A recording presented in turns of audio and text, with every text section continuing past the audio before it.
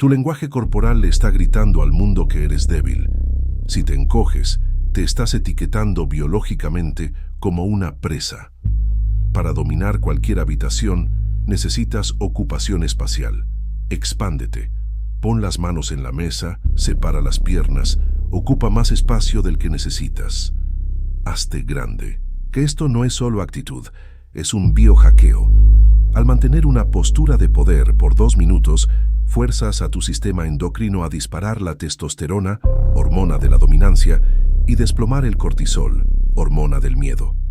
Estás hablando directamente con el cerebro reptiliano de los demás. En la naturaleza, el tamaño equivale a jerarquía. Si te expandes, subconscientemente asumen que eres el líder de la manada. Al cambiar tu postura, cambias tu química. Al cambiar tu química, cambias cómo te sientes.